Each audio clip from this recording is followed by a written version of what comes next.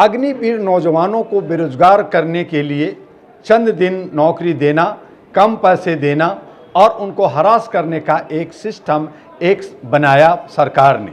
लेकिन जो बुजुर्ग हैं जिन्होंने अग्निवीर से पहले, हमारे जो ईपीएफओ एक संस्था है जहाँ पे जितने भी सैनिक जब रिटायर करते हैं तो उनके जो पूरी नौकरी के दरमियान में उनका पैसा कटता है कि वो उनको रिटायरमेंट के बाद पेंशन मिलेगा, वो उनका पैसा है। और इसी तरह से ईपीएफओ के अंदर 2 से 2.5 लाख हमारे ईपीएस 95 के सैनिक हैं, जिसके हमारे ब्रिगेडियर अशोक रावत जी और बहुत सारे साथी हैं जो आवाज़ उठा रहे हैं। लगातार जंतर मंतर पे उठाया, बॉम्बे के आज़ाद मैदान में उठाया, उसके लिए हेमा मालिनी, उसके लिए बीजेपी के तमाम लोगों ने, और खास करके प्रधानमंत्री और गृह मंत्री ने कहा कि मैं 7,500 और प्लस जो है मेडिकल फैसिलिटी दूंगा। अब हमारे कुछ सैनिक जो 96 हैं, जो 24 साल से ये लोग जो एनटीपीसी में काम कर रहे थे, जो इन लोगों ने कहा कि मेरे 24 साल से पेंशन नहीं मिल रहा, मेरा हक अधिकार बनता है। एक तरफ देश के प्रधानमंत्री,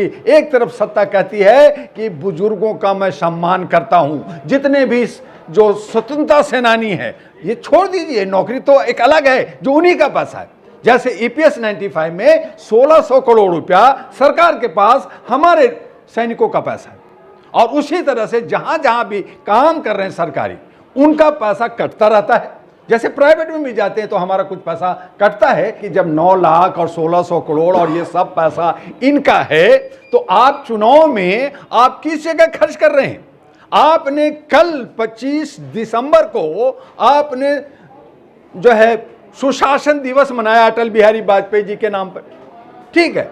आपने निगलेक्ट किया कि क्रिसमस डे नहीं मनाएंगे क्योंकि वो क्रिश्चियन लोगों का है, लेकिन हमारे देश का सुशासन डे मनाया गया, उसमें कई हजार कई सौ करोड़ 3 मूर्तियां लखनऊ में बड़े बड़े फुट के लगा करके लगाए गए। उनको जो है आपने शिक्षा नहीं दे रहे, आप उनको पेंशन नहीं दे रहे, तो ये सारे पैसे। सुशासन की बात कर रहे हैं, जो 40 साल 35 साल नौकरी करता है उसकी जो वाजपेयी साहब ने उन्होंने पेंशन रोक दी थी, वहीं अगर नेताओं को 2-2 3-3 पेंशन मिलती है, तो ये सुशासन या कुशासन। अभी पार्लियामेंट में कह रहे हैं, खुद ही आवाज कर रहे हैं कि साहब एक एमएलए था वो पेंशन अभी तक ले रहा है, फिर एमपी बन गया वो पेंशन ले रहा है, एक राज्य में था फिर दूसरे राज्य में दल बदलू सिस्टम है, वो चला गया तो वहां से भी ले रहा है और वहां से भी ले रहा है। यानी वो हर तरह से लूटेंगे, और हमारा सैनिक जो सेवा किया है, जिन्होंने हमें रक्षा दिया है, जिनकी वजह से हम सांस लेते हैं, हम घूमते हैं, नहीं तो कहीं चाइना आ जाएगा, कहीं पाकिस्तान और बांग्लादेश वाले आके हम पे अटैक कर देगा, जिसमें हमारे जो है एक अंतर्राष्ट्रीय कोई सुविधा नहीं है, कोई उसके लिए सिस्टम नहीं है। तो वहाँ पे जो हमारे सैनिक हैं, चाहे वो एनटीपीसी में काम कर रहे हो, चाहे वो किसी और विभाग में काम कर रहे हो, वो एक बुजुर्ग आदमी जो सेवा किया है, डिसिप्लिन माना है, उनका हक, उनको रोटी, उनका कपड़ा मिलना चाहिए। उनको बीड़ी पीने के पैसे नहीं है। उनके जो भतीजे बच्चे हैं, वो छोटे छोटे नन्हाल बच्चे हैं, उनके जो नाती हैं, उनके पोते हैं, उनको खिलाने के लिए कभी बिस्कुट कभी चॉकलेट देना होता है, पॉकेट में नहीं होता है तो कहता नाना तुम तो गरीब हो, दादा तुम्हारे पास तो कुछ है नहीं। तो अब सोचिए कि एक सैनिक का सर वहां झुक जाता है, जो राष्ट्र के सामने सर नहीं झुका वो छोटे बच्चों के सामने सर झुक जाता है। और अगर छोटे बच्चों के सामने सर झुक रहा है तो क्या हमारे जो नेता हैं, ये जो व्यवस्था में ये तमाम बड़े लोग हैं जो कहते हैं कि मैं सेवक हूं, सेवादार हूं, चौकीदार हूं, इनका सर झुकता नहीं है। लेकिन ये बेशरम लोग हैं, ये सब के सब लोग जो है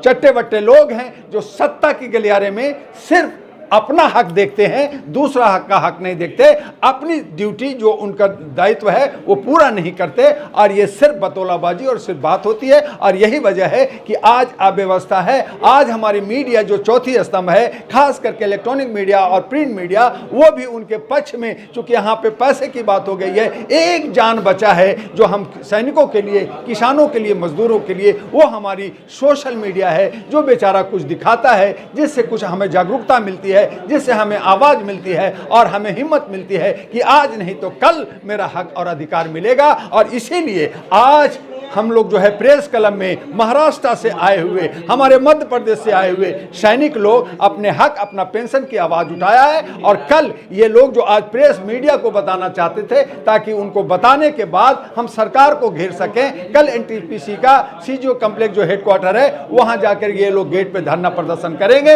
वहां हो सकता है लाठीचार्ज हो सकता है कि सैनिकों को अरेस्ट किया जाए, लेकिन ये सब तैयार हैं। इन्होंने कहा कि मैं अंदर के स्टेज अभी नहीं बताऊंगा, लेकिन वहां मुझे डटना है, सरकार को बताना है। अब हमारा मीडिया का रोल है कि वो हमें, हमारे सैनिकों को और इन सब को क्या हक और अधिकार देते हैं, आपको लगता कहां है तक कि आवाज सीजीओ कॉम्प्लेक्स के सामने धरना प्रदर्शन या जो वो करने देंगे? क्योंकि अभी इंडिया गेट पे जो रेप पीड़ित आई उसने किया तो पुलिस उठा के ले गई। बिल्कुल मतलब सही। कहीं भी पूरे देश में देखिए, कोई बिल्कुल धरना सही, प्रदर्शन नहीं बिल्कुल करता। सोशल सही। मीडिया की आपने बात की, सोशल मीडिया पे कोई वीडियो डाला हो तो वो ये सरकार के खिलाफ होती है, वो तो डिमोनेटाइज हो जाती है या चैनल डिलीट हो जाता है। देखिए, बहुत सही कहा, क्योंकि जब हमारा लोकतंत्र ही नहीं है, जमहूरियत नहीं रहा, संविधान को धत्ता बता रहे, यही हमारे मोहन भागवत जी कह रहे, कौन है संविधान समय हम जो है पार्लियामेंट को क्यों माने?